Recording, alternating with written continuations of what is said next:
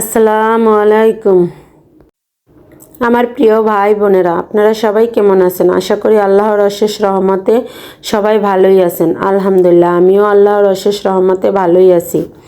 আজকে আমি আমার বাবার বাড়ি যাচ্ছি, তারই একটু ভিডিও আপনাদের সাথে শেয়ার করলাম। দেখুন, আমি কিন্তু কোলার রাস্তা দিয়ে যাচ্ছি। আমাদের দেশে কিন্তু ধান ক্ষেত্রে কোলা বলে। কার দেশে কী নামে পরিচিত কমেন্টে বলবেন।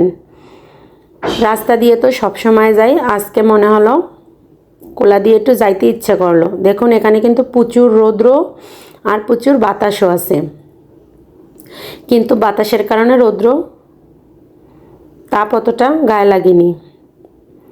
দেখুন, আমি কিন্তু চলে এসেছি, এসে কিন্তু নারকেল পেড়ে নিয়েছি। তার ভিডিও আর নেওয়া হয়নি। নারকেল পেড়ে এখন কিন্তু আমি নারকেলগুলো ছিলে নেব। আমার বাবার বাড়িতে কিন্তু কেউ থাকে না, তার জন্য কোনো ফল থাকে না, মানুষে খেয়ে ফেলে। যেহেতু গ্রামের বাড়ি, তার জন্য কিন্তু সবাই খেয়ে ফেলে। আমরা যখন আসি তখন যা পাই তখন তাই নিয়ে যাই। 6টা নারকেল পেয়েছিলাম, একটা কিন্তু যাকে দিয়ে পাড়িয়েছি সে নিয়ে গিয়েছে। এখন কিন্তু নারকেলগুলো আমি ছেলে নিব, যেহেতু ঢাকায় নিয়ে যাব, তার জন্য আর ছোলা শুদ্ধ নিব না, অনেকটা ওজন হয়ে যাবে। তার জন্য নারকেলগুলো এখন আমি একদম পরিষ্কার করে নিব। এই দেখুন কিভাবে নারকেল ছিলি। আর আজকেই কিন্তু আমি ঢাকা যাব, সেদিনই কিন্তু সকালে এসেছিলাম, তার জন্য খুবই তাড়াহুড়ায় ছিলাম। ঘরটা একটু পরিষ্কার করেছি, তারপর নারকেল পেরেছি, নারকেল নিয়েছি। একে একে কিন্তু আমি সবগুলো নারকেলই ভালো করে পরিষ্কার করে ছিলে নিব। আপনাদের সাথে একটু শেয়ার করলাম। আমার কিন্তু নারকেল ছেলা হয়ে গিয়েছে, আবার কিন্তু আমি এখনই চলে যাচ্ছি। আসলে আমি খুবই অসুস্থ ছিলাম গ্রামে এসে। তারপরে যাওয়ার দিন একটু বাবার কবর জিয়ারত করে গেলাম, আর বাড়িটাও দেখে গেলাম, নারকেল নিয়ে গেলাম। তারপর কিন্তু আবার চলেও যাচ্ছি। এই যে এখন আমরা কিন্তু চলে যাচ্ছি।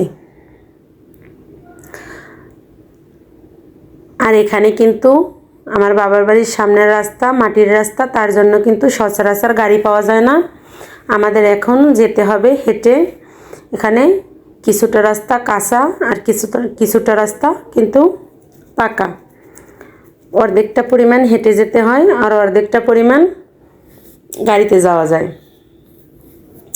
এখন কিন্তু আবার চলে যাচ্ছি।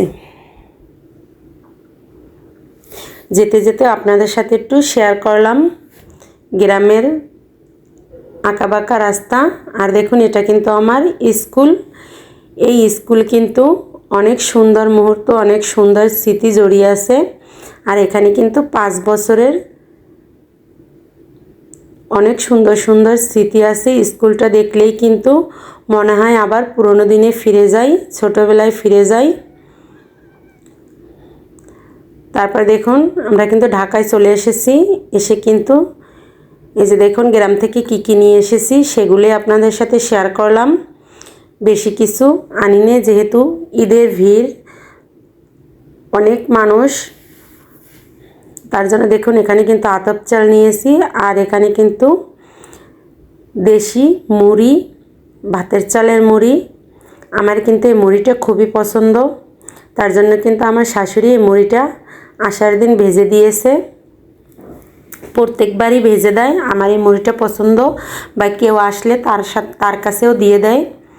আর দেখুন এখানে নিয়েছি নারিকেল আর বেলগুলো কিন্তু ভালো করে এখনও পাকেনি, তারপরও গ্রামের বেল পুড়ে খাওয়া যাবে, তার জন্য কিন্তু নিয়ে এসেছি। কারণ আমরা টাউনে বসে তো সব কিছু কিনেই খাই, আর এটা তো একদম গাছের ফ্রেশ টাটকা।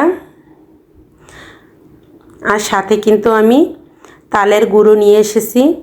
এটাও কিন্তু একদম গ্রামের অথেন্টিক তালের গুড়, এখানে কিন্তু কোনো ভেজাল নেই। আর গুড়টা কিন্তু একদম পড়া, মানে ঝোলা গুড় নয়। এই গুঁড়োটা খেতে কিন্তু অনেক মজা হয়।